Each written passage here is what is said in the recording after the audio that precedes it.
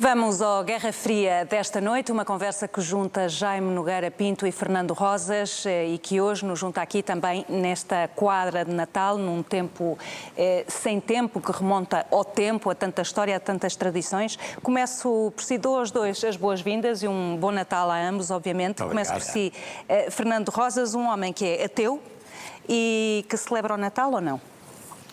Sim, o Natal, celebro o Natal enquanto festa de família. Na minha família há pessoas que são cristãs, e há outros que não são. Eu pertenço aos que não são, mas a festa tem uma característica, a característica que deu a República, quer dizer, de festa de família, não é? Para uns mais laica, para outros mais religiosa, mas sim, nós festejamos, desde que me lembro, festejamos o Natal, não é? E festejamos o Natal como uma festa de família. Não? E que significado é que tem para si? É a família, esse é o momento do encontro anual importante? É uma festa familiar, não é? É uma festa familiar. Sabe que eu tive a refletir um bocadinho por causa deste programa de Natal e nestas coisas do Natal. O Natal tem uma origem, é uma festa litúrgica cristã, não é? O nascimento de Cristo, Filho de Deus, que vem à Terra para salvar, para redimir os homens, no discurso cristão sobre o significado do Natal. Mas é uma festa que foi posta em cima de uma celebração pagã, não é? O Deus Sol Invicto, ou seja, era uma celebração pagã ligada ao solstício de inverno e que celebrava a expectativa da primavera, ou seja, a vitória do Sol sobre as sombras do inverno, não é? E portanto, era a expectativa do renascimento do Sol, o Deus Sol Invicto. E o Natal, a Igreja Católica no século IV, portanto está a ver alguns séculos depois do nascimento de Cristo, põe a celebração natalícia que simultaneamente apaga e integra, quer dizer, apaga e integra a celebração pagã. E integra porque há vários elementos de continuidade com a celebração pagã, não é? A luz, o sol, não é? A equiparação de Jesus Cristo ao sol, ao renascimento, à esperança da primavera, não é? Que é o significado pagão que tinha o Natal. E é curioso porque o que se verifica é que várias outras religiões não cristãs, o Natal só se celebra nas igrejas cristãs, quer na católica, quer nas protestantes. E nas protestantes... Mas vai sendo importado para sítios inesperados como o Japão, como uma ocasião, vá lá, pode-se dizer hoje, de consumo ou não, também de encontro. Sim, mas repare, o Natal tem duas ofensivas protestantes. É uma festa de liturgia cristã sobre uma festa protestante que recebe várias coisas da festa protestante, desde logo a árvore de Natal, que vinha da adoração pagã à natureza e às árvores, mas mesmo a troca de presentes, que é uma coisa que vem das Saturnálias romanas, ou seja, uma festa com diversão onde se trocam presentes, e essa tradição também é recuperada pelo Natal. Mas o Natal tem uma longa evolução. Por exemplo, na Idade Média o Natal tinha muitas semelhanças carnavalescas, quer dizer... Mas já lá vamos. Me permite agora interromper para introduzir aqui o Jaime Nogueira Pinto como um homem de fé, para quem a questão do Natal é eminentemente religiosa. É o nascimento, é de facto o nascimento de Cristo, que para os cristãos, sejam católicos, ortodoxos, protestantes, é de facto o grande acontecimento que, de certo modo, e é também um mistério, não é? A ideia de um Deus encarnar é um mistério. Qual é que é o seu quadro de Natal? Também é com a família. Mete sempre missa, ou do galo, ou outra, claro que mete a missa. E pronto, e tem isso, e claro que procuramos sempre que esse sentido digamos, transcendente, religioso, da fé, não seja liquidado pelas coisas dos consumos, digamos, temos também a noção em relação, sobretudo, às crianças, hoje em dia já aos netos, já não são aos filhos, mas que é importante, de facto, essa... Agora, a tradição do presépio também é uma tradição, de certo modo, que é, de certo modo, reinventada ou restaurada por São Francisco de Assis no princípio do século XIII, quer dizer, a ideia de repetir, aliás, é interessante porque é mesmo uma carta dele, a ideia de fazer em Grécio, que era uma cidadezinha ali do Lácio, reconstituir muito o presépio, não é? Que ele reconstitui, aliás, penso com pessoas vivas, não é? Porque ele escreve uma carta lá ao Senhor da Terra a dizer-lhe que quer exatamente na gruta, a tal ideia da gruta, e depois, lá está, é um tema muito presente é evidente que está nos Evangelhos, mas depois é um tema muito presente, por exemplo, de toda a arte ocidental. A gente tem praticamente entre o século XIV e o século XVIII, os grandes pintores, de um modo geral, é um tema muito forte, não é? Da natividade, é um tema muito forte, natividade, depois com aquelas variantes, adoração dos magos, adoração dos pastores, a Virgem às vezes é uma senhora ricamente vestida, outras vezes é uma jovem muito modesta, portanto também é essa ideia Umas vezes há anjos, outras vezes não há. Anjos, quase sempre há anjos. Quase sempre há anjos. Anjos há quase sempre. Agora é muito engraçado, porque às vezes os anjos estão em cima do presépio, outras vezes estão no Botticelli e estão a dançar lá no alto. Umas vezes são os anjos, quase parecem uma espécie quase de seguranças ou de guarda-costas. De arcanjos, sim. Arcanjos fortes. Outras vezes são uns anjos assim mais modestos. Quer dizer, é muito interessante essa. Agora, uma longuíssima tradição e nós até temos uma inovação em Portugal com o presépio, com a adoração dos magos do Grão Vasco, que meteu um índio do Brasil a fazer do terceiro rei, aquele rei negro que aparece no Baltazar, na representação do... Sim, quando o Natal deixou de ser tão branco. Mas isso o Dürer também tem, há vários que introduzem, de facto, que também é um resultado um bocado das viagens dos portugueses e dos conhecimentos de outros continentes. É muito interessante isso, mas depois no século XIX, de certo modo, essa tradição apaga, mas vem para a literatura, não é? Mas é curioso porque podemos definir o Natal como uma época mais religiosa, menos religiosa, podemos até ir pelo caminho de dizer que vazia que ela está, mas olhando para as diferentes tradições que há no mundo, o Natal também representa, consegue ajudar-nos a fazer o retrato de uma diversidade cultural imensa em que os Natais são celebrados de maneiras diferentes, começando pelo menu, não é? O menu acaba por ser uma das distinções, atravessando a fronteira de uma maneira, em França é de outra, na Islândia, na Noruega. O Natal, enquanto celebração cristã, é próprio da Igreja Católica e atualmente as igrejas, atenção que há, sei lá, os puritanos ingleses no século XVII proibiram o Natal como uma festa papista e contrário ao espírito da Bíblia. Portanto, nos protestantes a coisa foi mais complexa do ponto de vista do conflito com o papado, etc. E a adoção do Natal é mais renitente e tardia. Ou seja, o Natal como dia 25 de dezembro, dia do nascimento de Jesus, ainda hoje as testemunhas de Jeová, por exemplo, não celebram o Natal com base em que a data não é aquela e é outra, não é? Porque a data foi fixada pelo Papa na altura, no século IV, fixou a data como sendo de 25 de dezembro. Agora, eu gostava de introduzir aqui o Natal. O Natal teve várias expressões, mas é curioso por causa do presépio que o único símbolo do Natal cristão inspirado no Evangelho é o presépio. Porque o resto do Natal não tem nenhum suporte no Evangelho. É uma coisa que vem herdada da tradição protestante.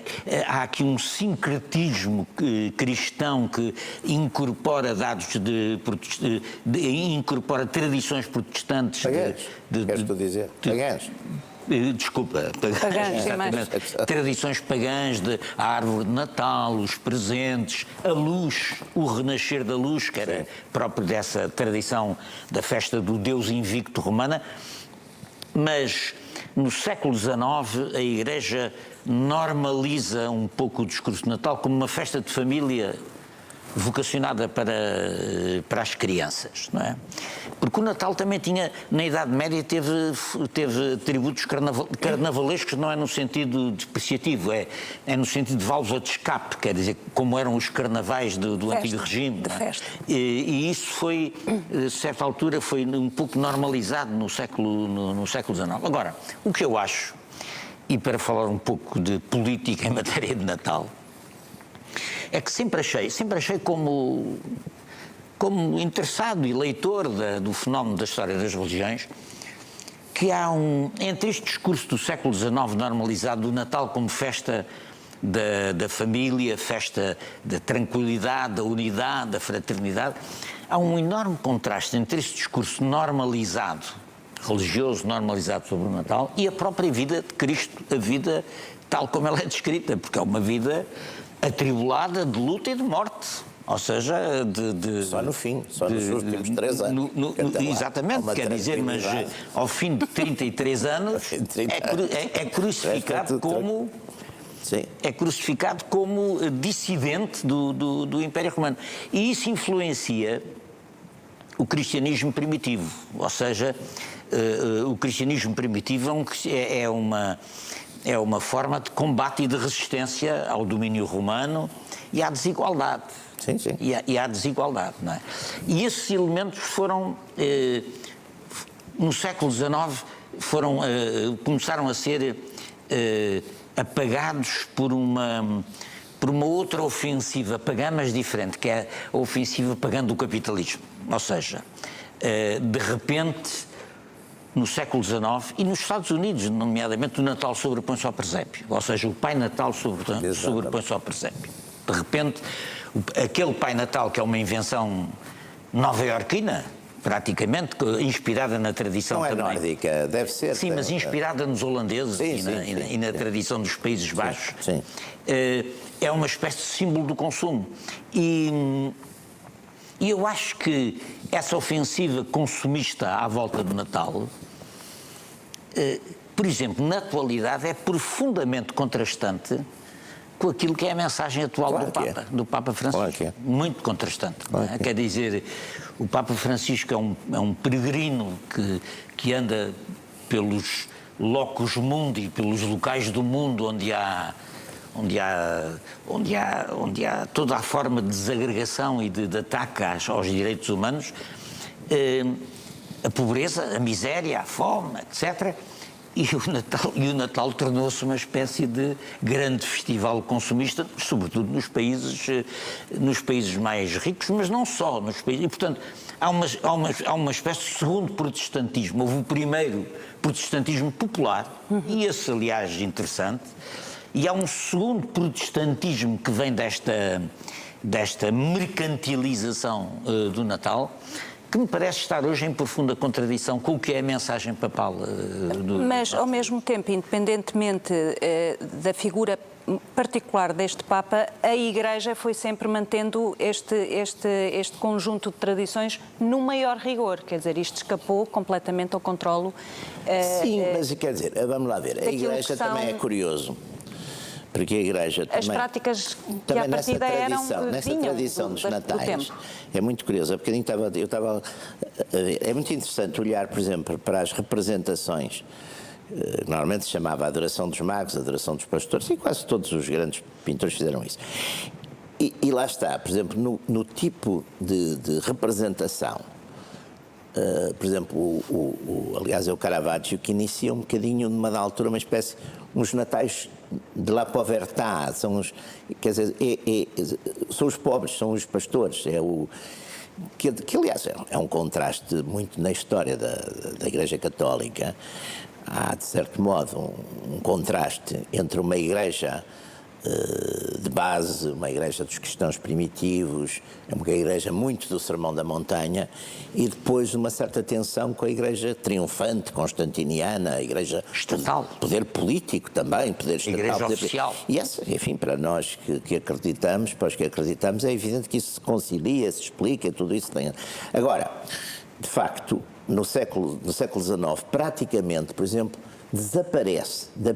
Os grandes pintores praticamente já não têm o tema, por exemplo, o tema religioso do Natal.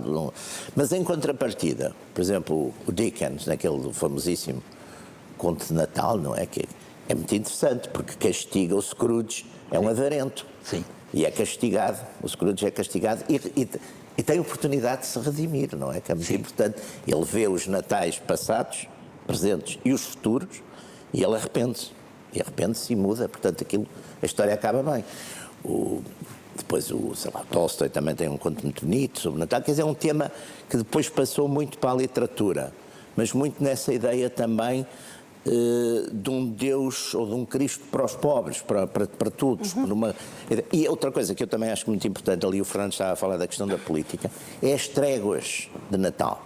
Na Grande Guerra há a famosíssima trégua, não 1914. é? Famosíssima trégua de Natal, não é? Que na frente. Eu julgo que é mesmo 1914, não é? Sim, 14. Quer dizer, que é uma coisa... A maior é essa, Se pensarmos, é uma coisa extraordinária. A maior é essa, porque reúne os exércitos exatamente, todos. na frente. Mas mantém-se esta ideia do bem e do mal, que é um bocadinho cultivada também no Natal, na medida em que, enfim, os presentes chegam para os meninos que se portaram bem. Por exemplo, há uma tradição muito interessante em Itália. Chegam para todos. Que é a Befana, que é uma senhora que no dia 5 de janeiro faz uma visita às casas e dá um doce a uma criança e um bocado de carvão aos que se portaram mal. Sim. Vale a pena manter isso? Mantém-se aqui uma certa pureza neste tipo de olhar?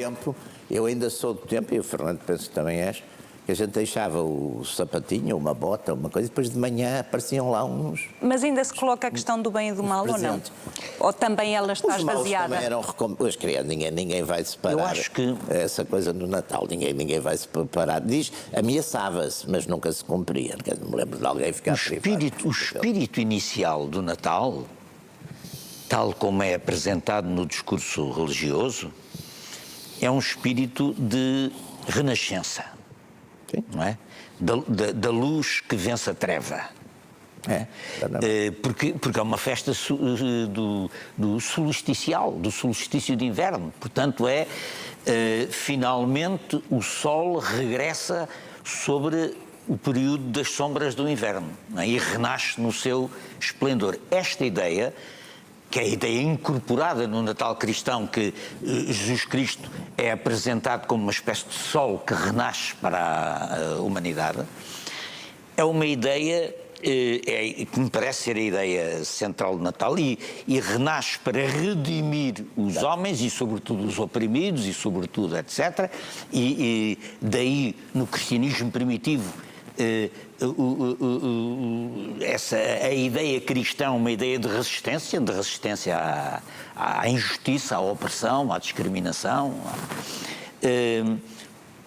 Agora, esta ideia surge, se reparar, surge em várias celebrações das festas religiosas. A ideia do começo. Sim. A ideia do recomeço. Páscoa, é isso. Por exemplo, os judeus têm uma festa que não é no Natal, mas é novamente a festa das luzes, o Hanukkah. Exatamente. Que mas está outra vez a festa das luzes, quer dizer, é a luz que regressa. Sim. É a luz que regressa.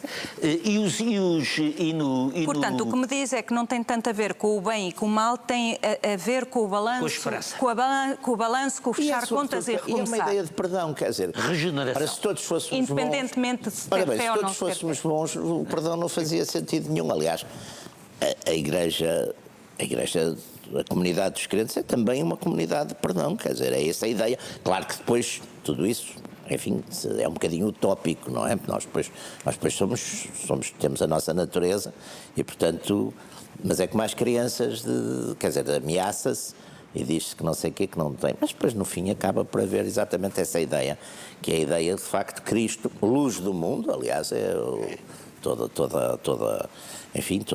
a liturgia do Natal é sempre essa ideia de Cristo, luz do mundo, que vem exatamente para salvar um mundo que estava nas trevas, não é? A destruição.